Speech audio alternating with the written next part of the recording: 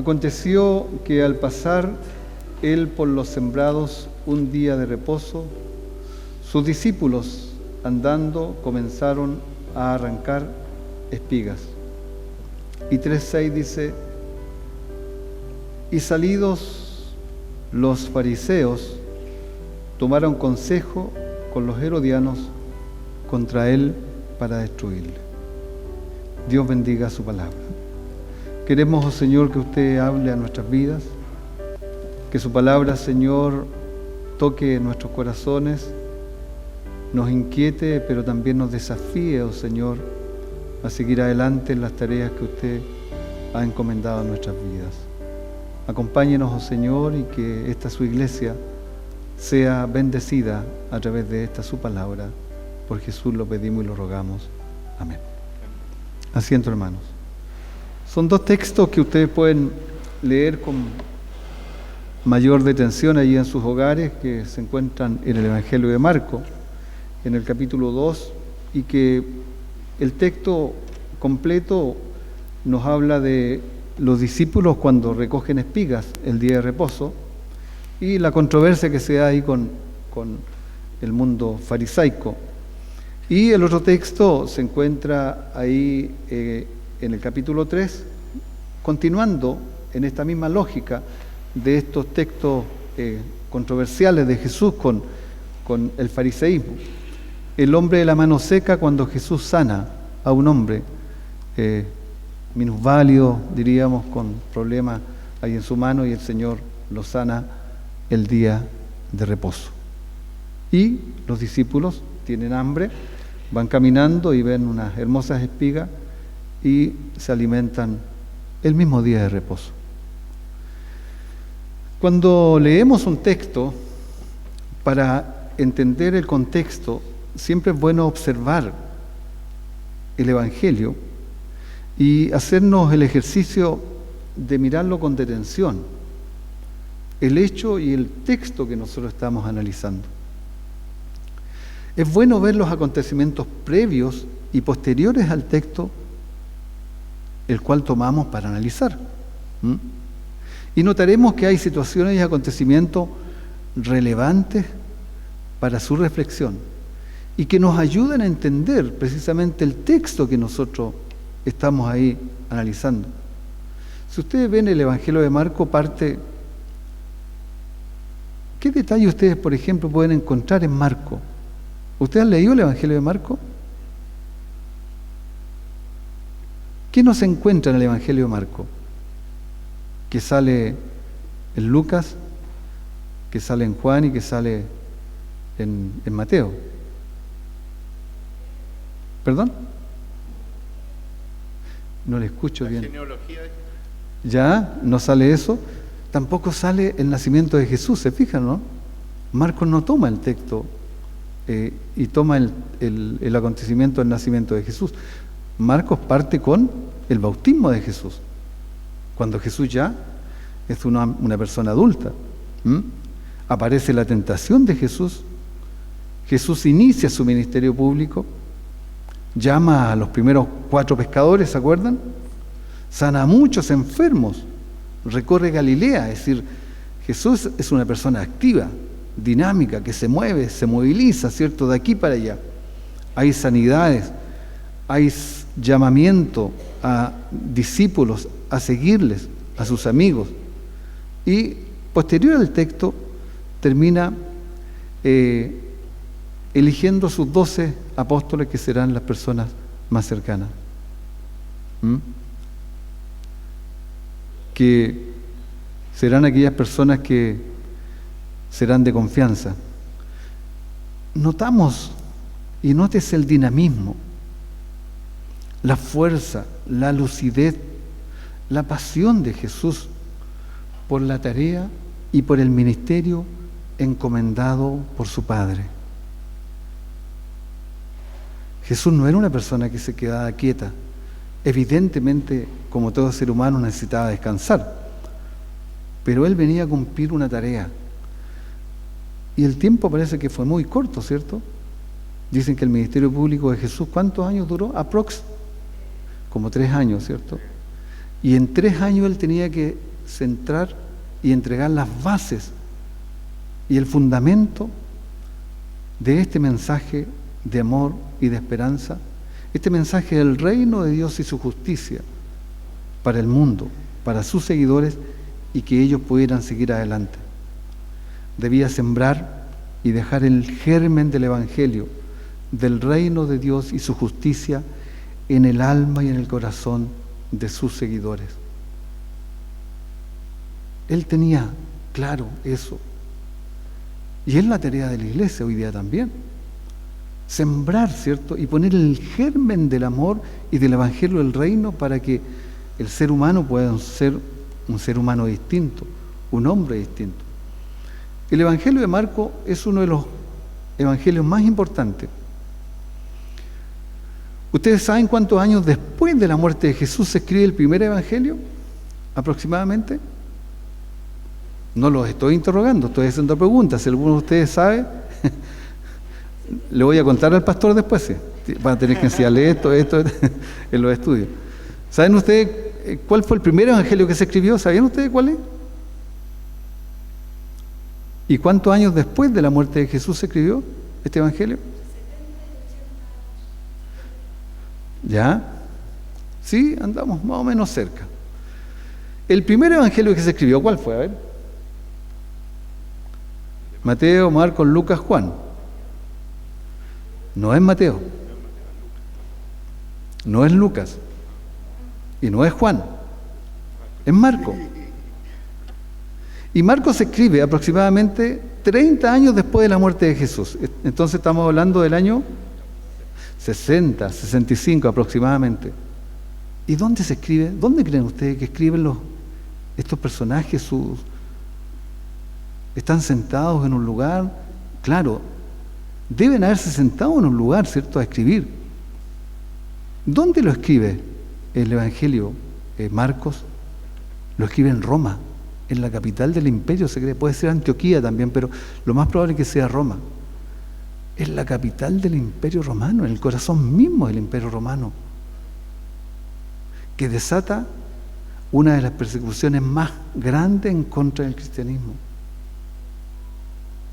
Por lo tanto, Marcos sirvió de base como texto para que los otros 3 evangelios pudieran también escribir los textos que nosotros hoy día conocemos. Ahora, pero uno se preguntará, y seguramente los que han profundizado más, pero ¿por qué Marcos escribe si no fue un testigo ocular del caminar de Jesús, pero fue un discípulo de Pedro? Y nosotros sabemos quién fue Pedro, ¿cierto? Era bravo Pedro, muy bravo, celoso, ¿cierto? Y con un amor profundo hacia su maestro y hacia este evangelio de amor y de esperanza. Marcos escribe lo que Pedro le iba contando. Por eso es importante leer los textos, interiorizarnos, tratar de entender los contextos. Estos pasajes son fundamentales porque muestran el choque entre 2 conceptos de religión. Ya vemos que aquí Jesús es criticado, ¿cierto?, y prácticamente censurado por el fariseísmo, porque no le dice nada a sus discípulos que están recogiendo espigas y comiendo porque tienen hambre el día de reposo. Y es más, el atrevimiento de Jesús llega más allá, que hay un enfermo que está postrado y Jesús lo sana también en el día de... ¿Dónde está el problema de esto? ¿Cuál es el gran problema? ¿Cuál es el gran pecado de Jesús? Ante el fariseísmo, ante el legalismo de estas personas.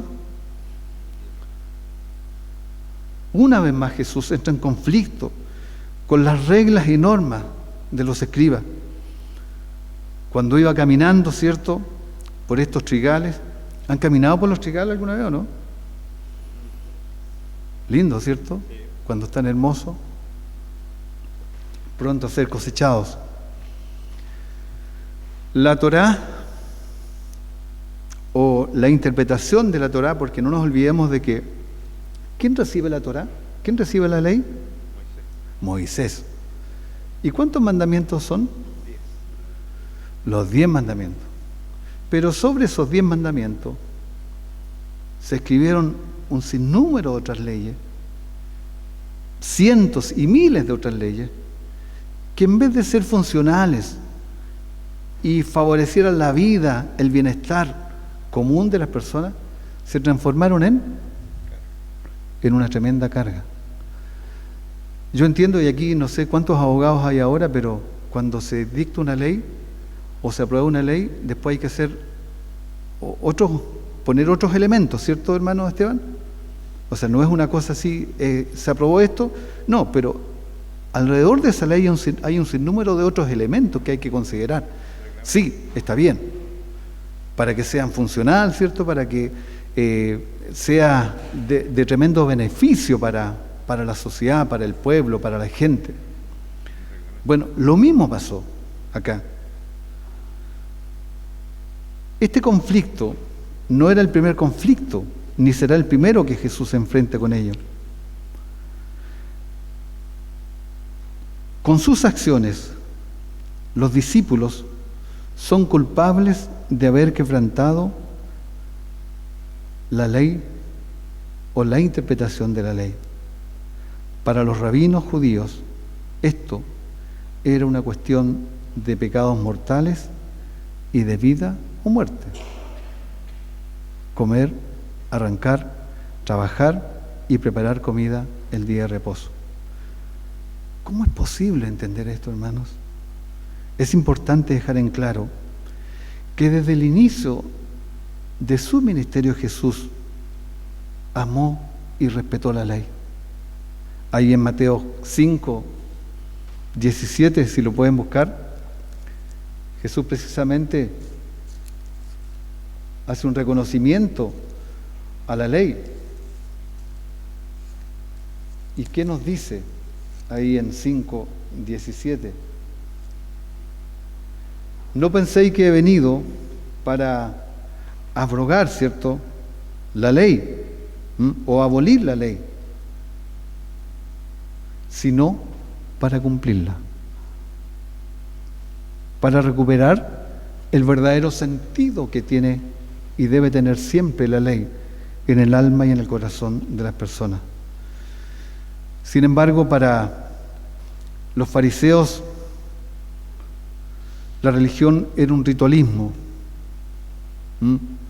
Consistía en obedecer ciertas reglas y normas. Jesús quebrantaba aquellas reglas y ellos, los fariseos, estaban genuinamente convencidos de que Jesús era una persona atrevida y que violentaba las enseñanzas de Dios.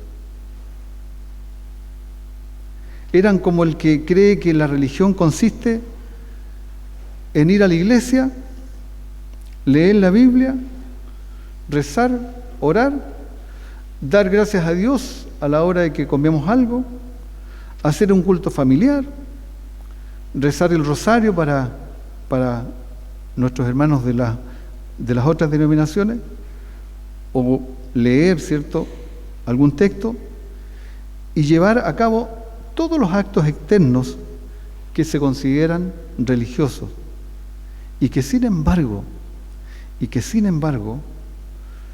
nunca está dispuesto a hacer nada por nadie y tiene una evidente apatía y poca empatía con la necesidad de los demás. ¿Es eso ser cristiano, hermanos? Porque si es eso ser cristiano, es lo más fácil ser cristiano, ¿o no? Hoy día estamos cumpliendo. Nos vamos llenito para la casa, ¿cierto? En la casa, en la noche, oramos al Señor. Mañana vamos a trabajar, pero vamos a veces con anteojeras sin darnos cuenta de lo que acontece a nuestro alrededor, de qué está sucediendo a nuestro alrededor.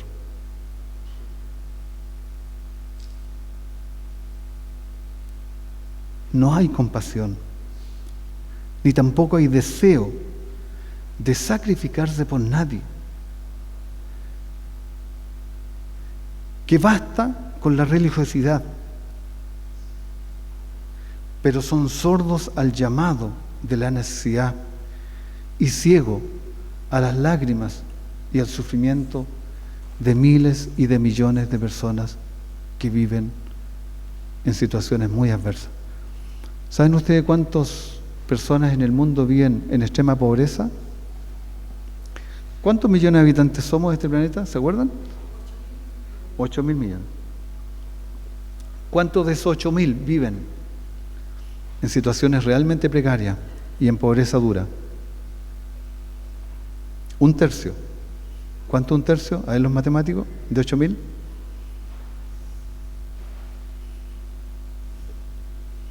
Ustedes están mal en Biblia y en matemáticas, hermanos. Yo voy a hablar con el pastor. ¿Cuánto es un tercio de 8.000? 5.000 millones. Como 3.000, ¿cierto? 2.000 y tanto. Es decir, 2.000 y tantos millones de habitantes en este planeta viven con menos de $1.50 al día. ¿A cómo está el dólar hoy día? Estuvo muy alto, ¿cierto? Pero hoy día está como a 880, ¿ya? Es decir, con 1.200, con 1.300 pesos diarios. ¿Puede alguien vivir, hermano, con 1.300 pesos diarios? ¿A cómo está el kilo pan? 2.000 y tanto. Yo compro ese precocido que lo pongo en el horno y que parece pan amasado, me trae recuerdo del sur, hermano. Y ese es un poquito más caro. Pero ¿quién puede vivir comiendo pan todos los días, hermanos? Según los estudios indican de que los seres humanos tenemos que tener una dieta balanceada, ¿cierto? ¿Y qué es una dieta balanceada? Que consiste en... Ya, muy bien. Significa que tenemos que comer legumbres, ojalá más legumbres, carnes, leche, verduras y lácteos. ¿Saben ustedes cuánto sale eso, hermano? Es muy caro, ¿o no? Gloria a Dios porque nosotros podemos hacerlo, a lo mejor. Gloria a Dios y tenemos que dar gracias a Dios. Pero ¿cuántos creen ustedes que en este país no tienen la posibilidad de comer esa dieta balanceada? Son miles y millones, hermanos. No nos engañemos. Esa es la realidad. Celebramos estos días el mes del metodismo. A mi entender, hermanos, dos fueron las razones del por qué los hermanos Wesley y sus amigos fueron expulsados de la iglesia oficial. ¿Cuál era la iglesia oficial? Anglicana. Muy bien.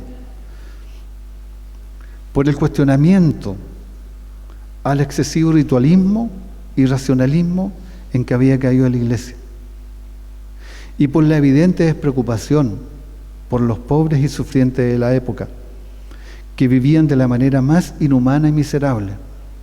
Estaban como ovejas que no tienen pastor. El optar, hermanos, por el reino de Dios y su justicia, el optar por el Evangelio de Jesucristo, el optar por ser discípulos de Jesucristo, siempre tiene un costo. Siempre tiene un costo.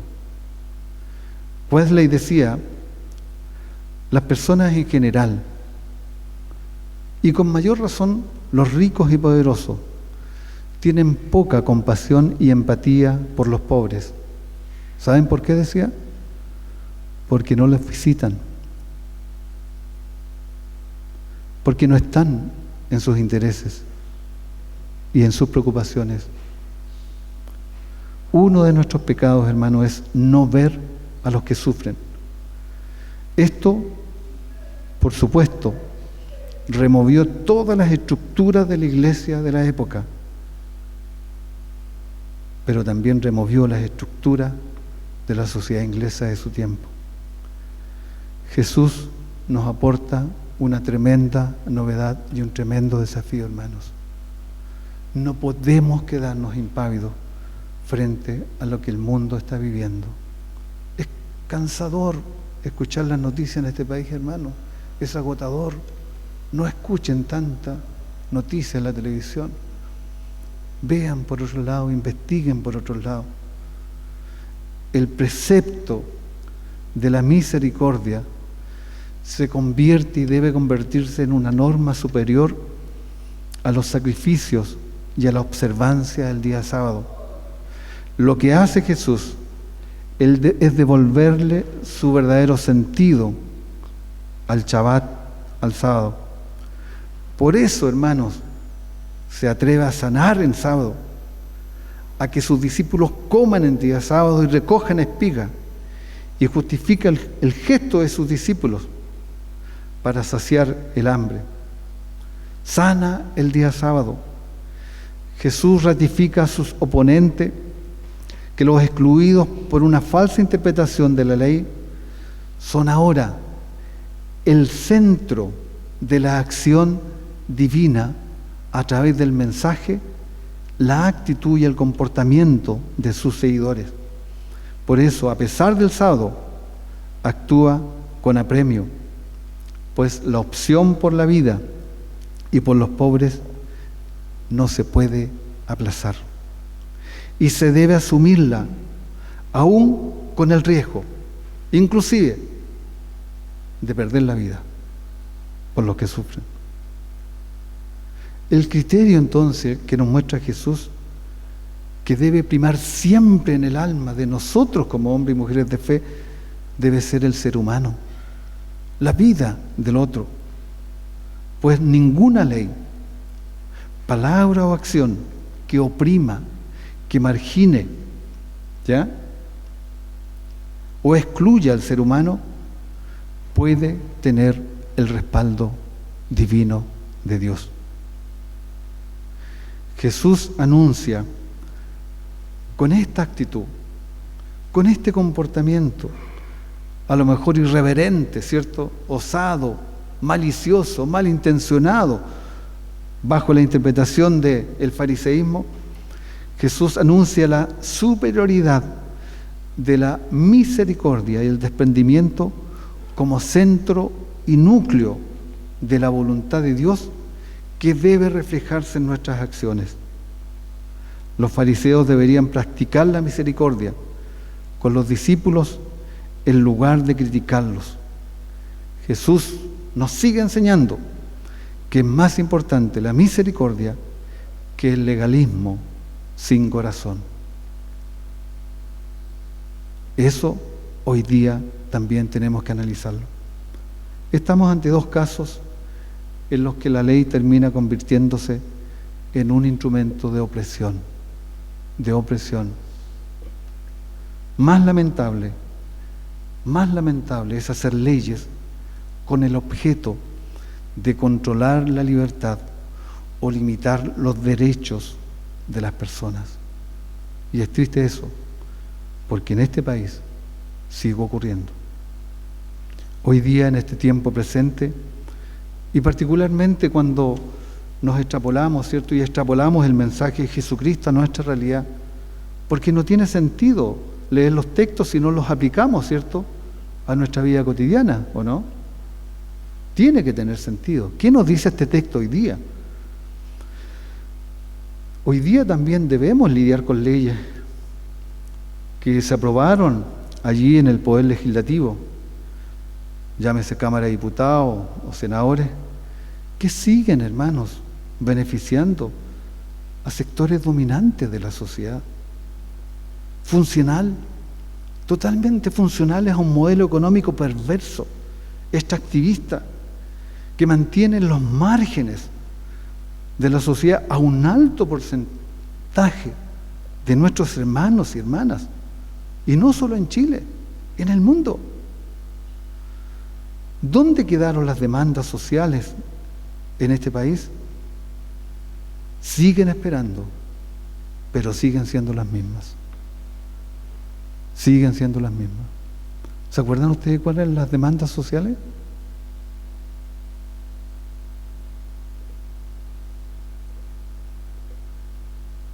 ¿De alguna? Vamos a hablar seriamente con el pastor, hermanos. Educación gratuita y de calidad para todos y todas. Esto no inhabilita a los colegios particulares, ¿eh? No tiene nada que ver. ¿O no? Pensiones dignas, ¿o no? ¿Les alcanza para vivir con las pensiones que tienen las hermanas acá? Si no fuera por la familia, muchos de nuestros viejos, ¿ciertos? Y ancianos y ancianas estarían en situaciones muy paupérrimas, como muchos lo están, ¿o no?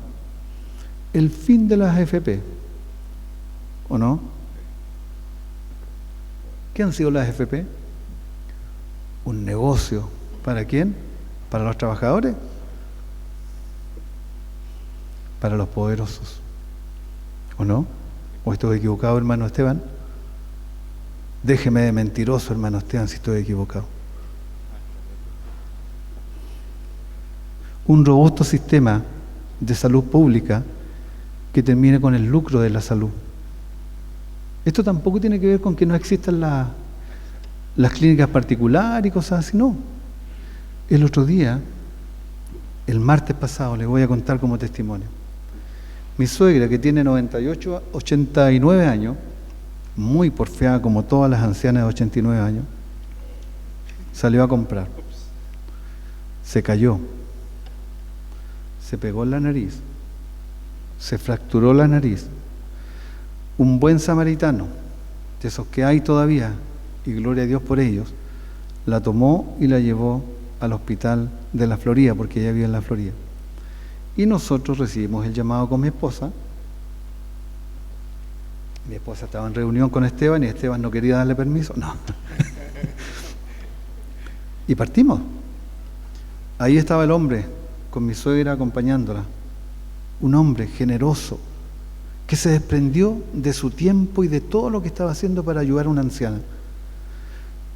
A las 11, a las 10 llegó mi suegra a la asistencia pública. ¿Saben ustedes a qué hora llegó a su casa? ¿O la trajimos para acá? A las 12 de la noche. Saquemos la cuenta. Más de 12 horas en un servicio público. Y yo le manifesté a una persona, oiga, los ancianos y los niños deben tener siempre prioridad. Claro, ellos son trabajadores, por supuesto, pero es esa la realidad de la salud pública en este país. Y debemos orar, pero también trabajar y comprometernos. Igualdad de género, ¿cierto? ¿O no? También es una lucha sentida. Nosotros tenemos pastoras en nuestra iglesia. Tenemos por lo menos hoy día como 14, 15 pastoras. Y son una tremenda bendición para la iglesia metodista las pastoras. Pero ¿saben ustedes que hay muchas iglesias que no tienen pastora? ¿Saben por qué? Porque dice que es bíblico que la mujer no debe hablar en la iglesia. ¿Y de dónde sacaron eso? A veces el celo, el legalismo y la ignorancia, hermanos, ennubla el alma y el corazón de las personas. Un día estaba visitando a un contador de una de nuestras instituciones. Les voy a contar como ejemplo, ¿no? Y llegó un pastor de otra iglesia, no voy a dar el nombre para no dejar mal a ninguna iglesia, pero esas iglesias que no tienen pastora y que la mujer tiene que callar en la iglesia, que no debe cortarse el pelo. Aquí hay varias que están pecando, ¿eh? Con el pelo corto. Y estaba conversando con el contador y me meten a mí en la conversación. Pucha, ya, bueno. La discusión era que la mujer no tiene que hablar en la iglesia, porque la palabra lo dice ahí en Corintios, ¿cierto? La mujer calla en la congregación. Y ellos no tienen predicadora, no tienen pastora, y la mujer no se para en el púlpito porque la palabra lo dice. Ahí tuve que meterme yo en este lío, pues. Y yo le dije, ¿dónde sale eso? En la palabra, pues. Ah, y búsqueme la palabra. Ya. ¿Y usted entiende el texto? Sí, pues así lo dice. Y yo le busqué otro texto. Ese texto que dice Jesús, que si tu ojo es ocasión de caer, si tu mano, córtala. Y yo le dije, usted está con ojo y con dos manos, y debería estar por lo menos tuerto y sin y manco, le dije yo. Pero ¿cómo? Me dijo, pero si esto hay que interpretarlo. Eso es lo que tiene que hacer, pues hermano, interpretarlo, interpretar el texto y entender lo que el texto quiere decirnos. Caemos en legalismo, a veces absurdos, irracionales, hasta inhumanos, y frenamos el desarrollo de las personas. Hermanos, el Señor nos está llamando y nos sigue desafiando. Esperamos leyes que favorezcan el bien común de todos y todos los ciudadanos. Jesús da prioridad a la misericordia frente al legalismo frío y calculador del fariseísmo y de los legalistas. Este ha de ser, hermanos, el hilo conductor al crear leyes a la hora de aplicarlas. La misericordia ha de tener prioridad en la interpretación de las leyes, tanto las dadas por Dios como las creadas por el hombre. Para Jesús, la religión era servicio. Jesús no vino a crear una nueva religión. Él vino a predicar el evangelio del reino de Dios y su justicia. Él no vino a formar otra nueva religión.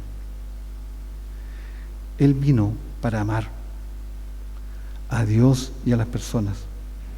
El ritual era irrelevante comparado con el inmenso amor dado en acción que el Señor nos llama a cumplir.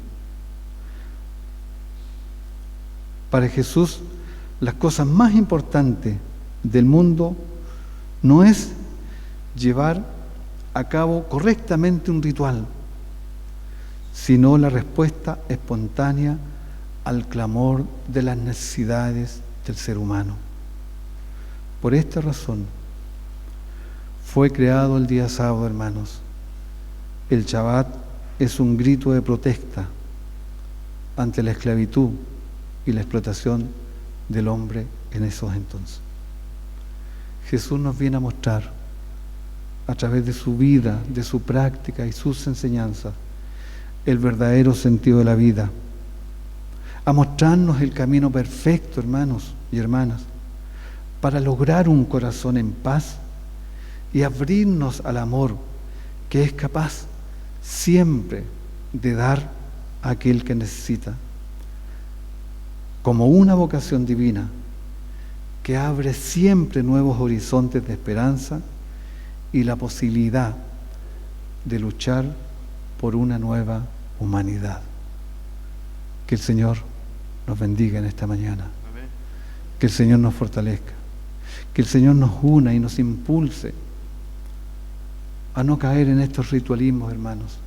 Venir a la iglesia es muy lindo, pero donde tenemos que reflejar a Jesucristo es en nuestro diario vivir, en los compromisos y en la entrega que tenemos, especialmente con los que sufren. Ustedes saben, para el tiempo de la pandemia, nosotros levantamos una olla común acá, ¿se acuerdan, no? ¿Ustedes saben que todavía está esa olla común? ¿Sabían o no? Todavía la ayudamos, algunos ayudamos, no son todos, pero estamos ayudando. Y está funcionando aquí, en la sede social de Nathaniel Cobb, con los hermanos ahí de la Junta de Vecinos. Y todavía la tenemos. Y en este momento deben estar dando comida. Son como 300 o 400 almuerzos que entregamos todos los días domingos.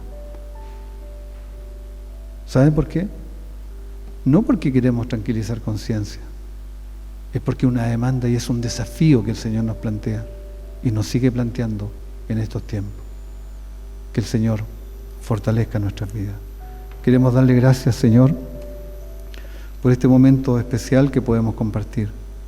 Gracias por su amor, por su bondad, por su misericordia, por su palabra, Señor, que siempre es un desafío que nos llama y nos impulsa, Señor, a ser instrumentos, oh Señor, de bien en medio de un mundo en oscuridad. Acompáñenos y siga, Señor, a nuestro lado. Lo pedimos por Cristo nuestro Dios, a quien sea toda honra y gloria. Amén.